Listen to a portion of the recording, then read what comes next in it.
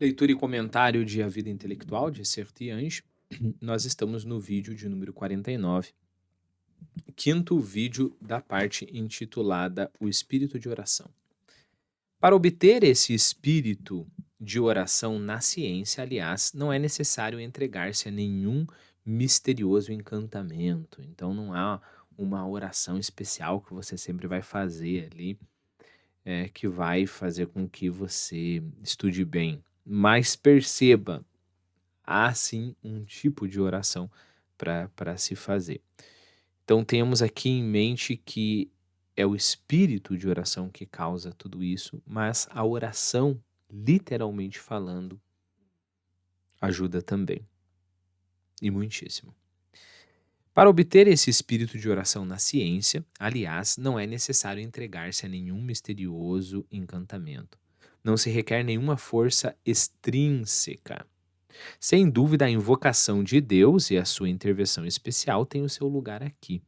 São Tomás sempre rezava antes de ditar ou pregar. Compôs nessa intenção uma oração admirável. Bom, existe a oração de São Tomás de Aquino para o estudo. Eu não tinha tido essa ideia antes. Eu acho que compensa. Então, me dê licença. Eu acho que compensa eu ler aqui para você, que é uma oração belíssima, né? Então, de improviso, vamos lá. Oração de São Tomás de Aquino para antes de começar a estudar. Infalível Criador, que dos tesouros da vossa sabedoria tirastes as hierarquias dos anjos, colocando-os com ordem admirável no céu, e distribuístes o universo com encantável harmonia. Bom, digressão da digressão, mas eu tenho que comentar. Lembre-se que o São Tomás de Aquino é conhecido como o doutor angélico, né? Ele revelou muita coisa sobre o mundo dos anjos. Aqui parece meio estranho, né? Falar, olha, inefável Criador, eu vou estudar e o Senhor é um Deus que criou os anjos. Parece que começa a ser uma coisa meio mística, né? Mas repare que os anjos, entre outras coisas, aí seriam 70 mil vídeos que a gente teria que gravar e 70 mil horas que eu teria que estudar para tentar entender.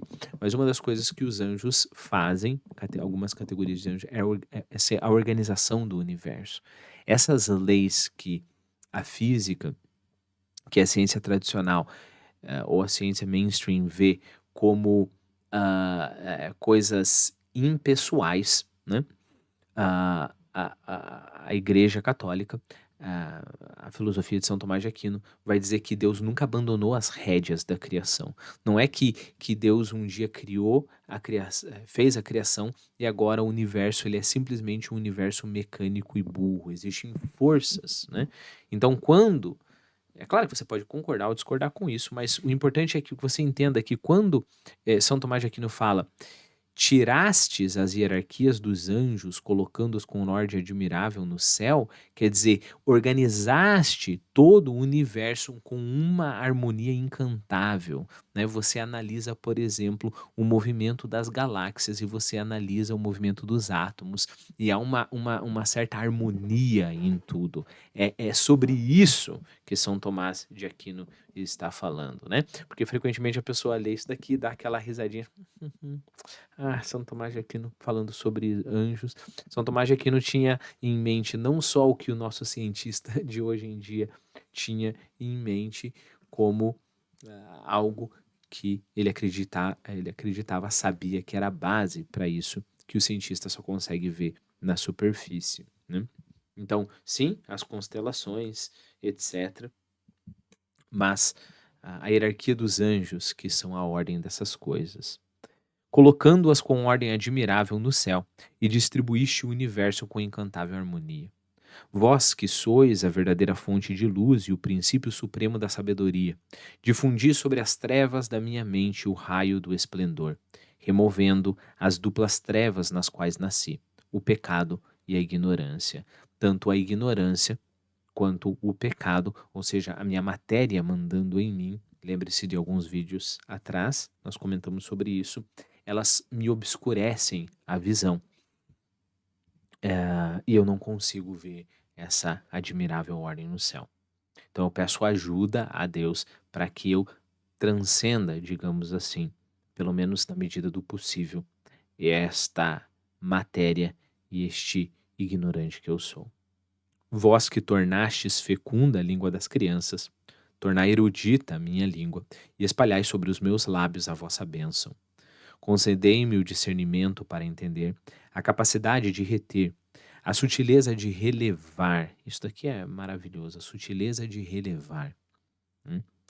Às vezes algumas questões não te convêm, por mais que elas sejam interessantes. Isso principalmente para mim, esse é um conselho maravilhoso para mim.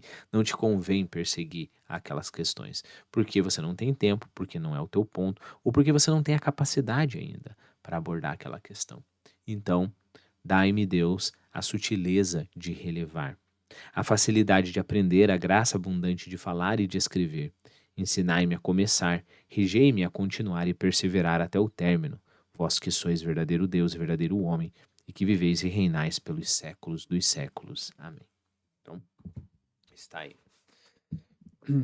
Bom, compôs nessa intenção uma oração admirável. O filho da ciência que balbucia busca naturalmente a palavra que lhe falta no olhar divino.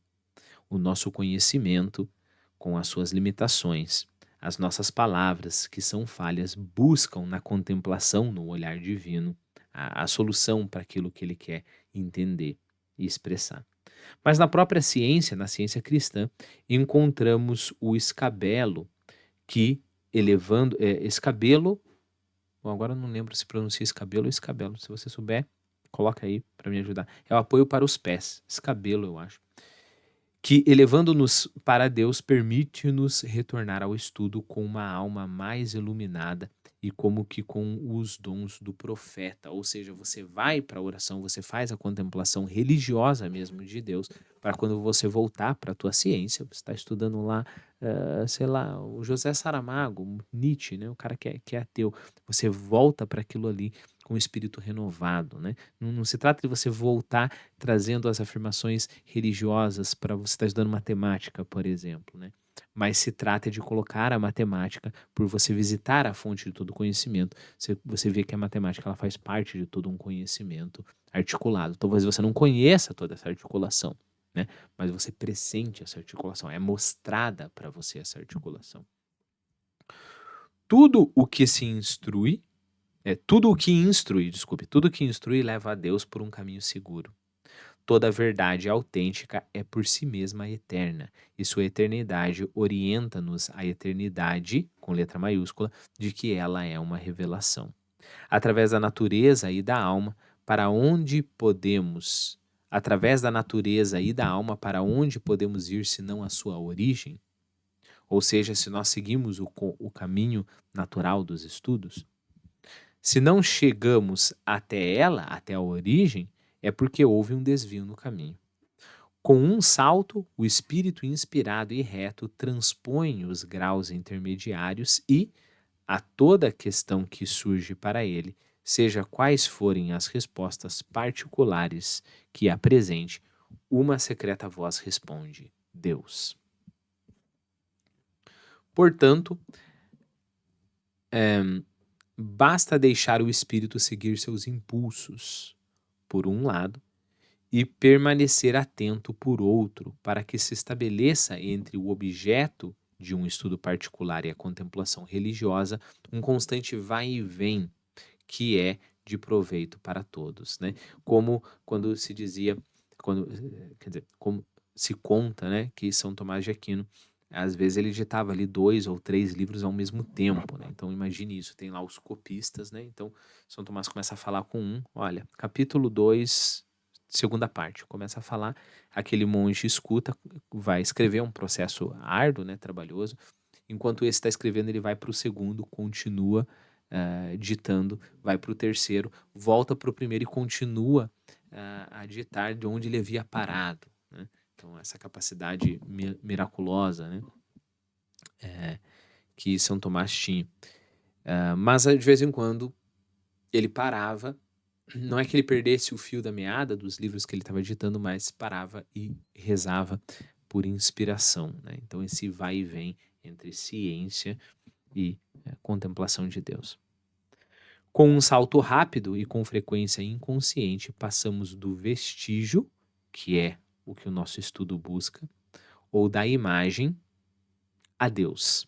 E de lá, retornando com novas forças, voltamos a seguir os rastros do divino caminhante. O que descobrimos é então comentado, ampliado. Vemos nele um episódio de um imenso acontecimento espiritual. Mesmo ocupando-nos de algo ínfimo, sentimos-nos depositários de verdades perante as quais as montanhas são efêmeras. O ser infinito, claro, porque há uma ciência da completude, né? Uma ciência do pertencimento, de todo conhecimento pertence à verdade. O ser infinito e a duração infinita envolve-nos, e nosso estudo é verdadeiramente um estudo da eternidade.